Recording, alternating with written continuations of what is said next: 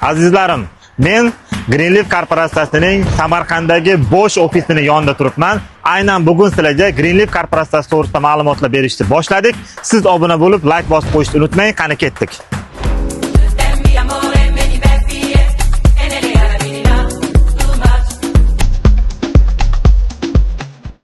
Greenleaf korporatsiyasi 1998-yilda Xitoy davlatining Suzhou shaharchasida tashkil topgan bo'lib, bu korporatsiyada juda ham ko'plab inson sog'lig'i uchun kerak bo'ladigan tabiiy natural mahsulotlar ishlab chiqariladi.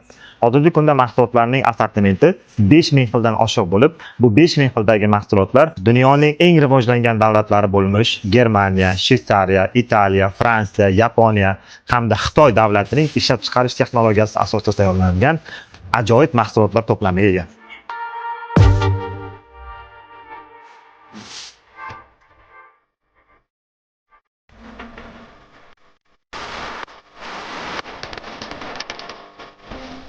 Greenleaf korporatsiyasi 2021-yil 1-fevral kuni O'zbekiston Respublikasiga qonuniy faoliyatini boshladi. Nafaqat O'zbekistonda, qolaversa butun MDH davlatlarida hozirgi kunda Greenleaf juda jadallik bilan rivojlanib bormoqda.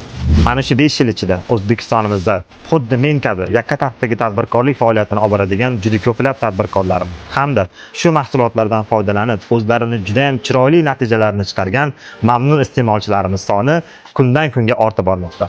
Bitta so'z bilan aytganda, Greenleaf korporatsiyasi hozirgi kunda butun dunyoda juda tezlik bilan rivojlanib boradigan korporatsiyalardan biri hisoblanadi.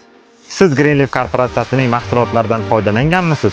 Agar foydalangan bo'lsangiz, qaysi mahsulotdan qanaqa natija ko'rgansiz? Albatta kommentariyalarda fikringizni kutib qolaman.